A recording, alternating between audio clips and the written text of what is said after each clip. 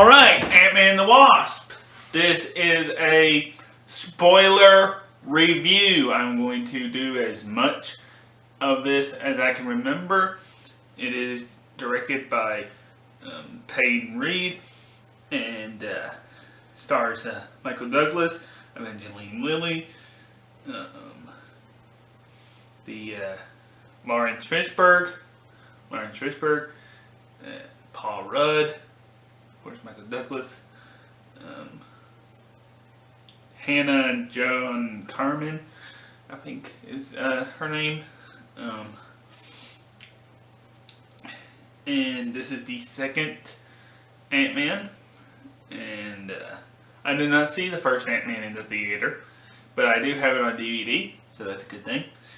And I did watch it, and I know that from what I can remember out of that movie, there is a guy named Darren Cross, and he was a bad guy, and he was an apprentice of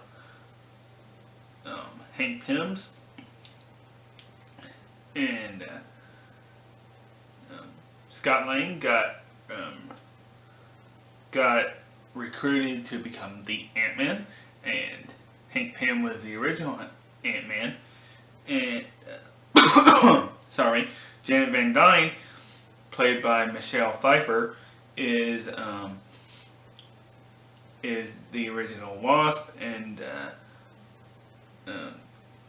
Evangeline Lilly is also the Wasp. And then you got Scott Lang's character, or Scott Lang's daughter. What is her name, real name? What is the actor's name? The little girl. Yeah. And then you got Michael Pena, which is hilarious.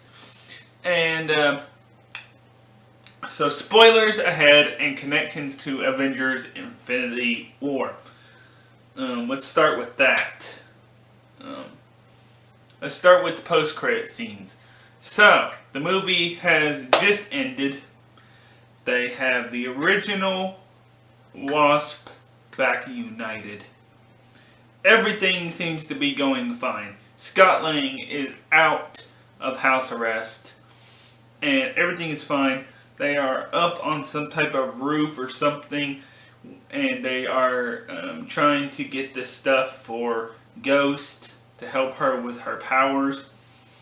And Scott Lang goes subatomic, and he loses communication with Hank Pym, Janet, and Hope, and sorry, I'm having a little bit of a hard time remembering the names. And so they lose contact with each other. He's in the quantum realm. What happens? They've been dusted. And the key word, if you pay close attention to when Janet Van Dyne, Michelle Pfeiffer's character, is talking, she says time travel. And if you pay attention to any interviews with Kevin Feige, he mentions that Avengers 4 has a connection in this film. And time travel has been leaked. And yeah. Time travel has been leaked for Avengers 4. Because Paul Rudd has been on the set of Avengers 4. And yeah, it looks like they were redoing the Battle of New York, from what I've seen. So, like I said, if you're watching this, I'm trusting you don't care about the spoilers that I am talking about, or you've already seen the movie. Now, this is the first day. Actually, yesterday is the first day, but today is the release for the U.S. If you are British. Do not watch this review, or if you're in Britain, don't watch it.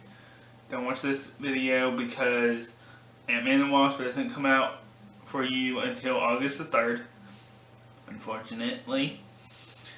And so you'll just be ruining it for yourself here. And so yeah, that's your one and only warning. So one and last warning, actually. And so they lose contact and they've been dusted because apparently that scene is taking place right after Thanos' snap. I didn't stay for the second one. Me and my dad went. We just stayed for the second one, but apparently it was just a funny one, just like all the other second post-credit scenes.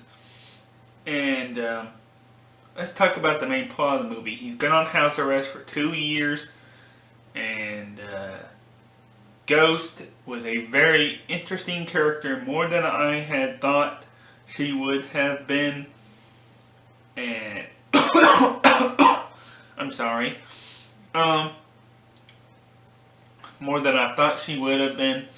And it was very interesting to see her character. And Lawrence Fishburne, he was also in Batman vs. Superman Dawn of Justice, which is a DC movie. So now he's been in both major kind of movie franchises. And he was really interesting, too. As for the Wasp, I really did like her. She was nice. She was a good character. Paul Rudd, interesting and funny as always. Michael Pena steals the show. And wouldn't say it for his other colleagues, for the other two criminal guys, too much. And then there's this other bad guy that, I mean, he had a pivotal role, but it wasn't too much. So he was like a secondary background character. I kind of see him returning, but he wasn't that useful, to be completely honest. His whole gimmick was, I want that tech for myself type of deal. And, yeah. So was Ghost. She was kind of just like, she lost her parents in an explosion, and she got powers.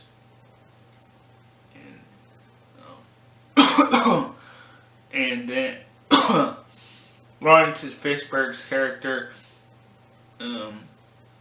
found her, took her in, like a certain Ninjago character that I know.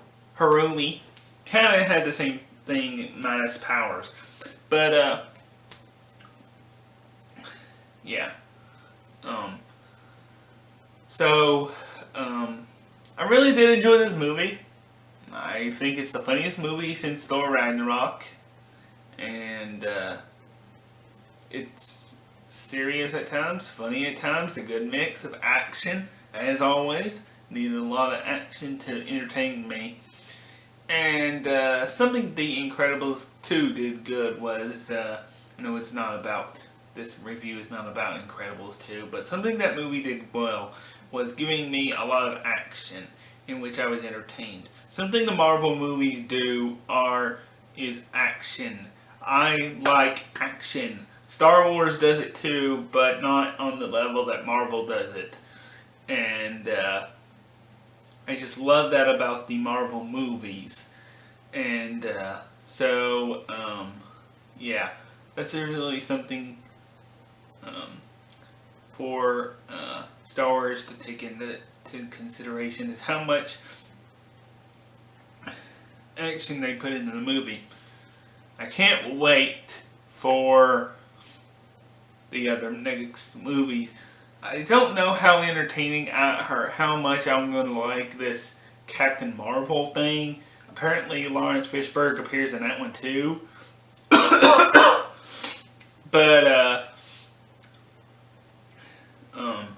I can't wait to see what that one sets up, because like Doctor Strange, it's a strange character that I don't have too much of a familiar or know too much about.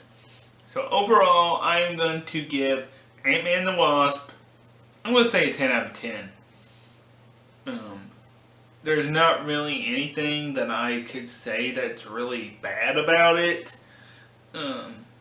The side character, he was like a robber or a guy in charge of a store. Thing is, the one thing that I would criticize for the Marvel movies that I've seen are putting too much in the trailers. Spoiler for Infinity War, but something that they do in Infinity War that they don't do too good in the other movies is hide the important stuff. And yeah, that's just something that I think they struggle with, is hiding the good stuff. And yeah, that's what I think. That's what I honestly think is their weakest thing, is their ability to hide the good stuff. And yeah. So that completes my review for Ant-Man and the Wasp. Once again, if you've made it to this point, you either one, don't care that I spoiled half the whole movie. 2, you've already seen the movie. Or 3, you're crazy because if you're in Britain, you just had the whole thing spoiled for you by someone that's just seen the movie. Why do I do spoilers? Why do I do that? May I explain a little bit? Is because to give you my full, honest opinion on a movie. I have to tell what it's about, what happens, to get you a idea. Would I recommend this? And I do recommend it. I highly recommend it. But the thing I would tell you first is watch the first Ant-Man. Definitely helped me like it a lot more. Something I didn't do for the first 2, the Captain Americas, something I didn't do for the Thors, or the Guardians of the Galaxy, which is probably one of the reasons I don't like Guardians of the Galaxy too much. I mean, I have seen the first one on TV sometimes, but I haven't got it on DVD and had the chance to watch it straight through. But I get the gist of it. But yeah, that's about it for this review. Do not be mad at me. There will be a spoiler warning title thing before this video starts. So you have been warned. And if you choose to attack me and saying, "Oh, you ruined it," then and you hear how many times I've said spoiler warning, then I will remove your comment. I will remove your comment. Or you choose just to be rude in general. So, yeah, that's about it for this video. I give Ant-Man and the Wasp a 10 out of 10, and I shall see you next time. You should have gone for the head snap. I don't want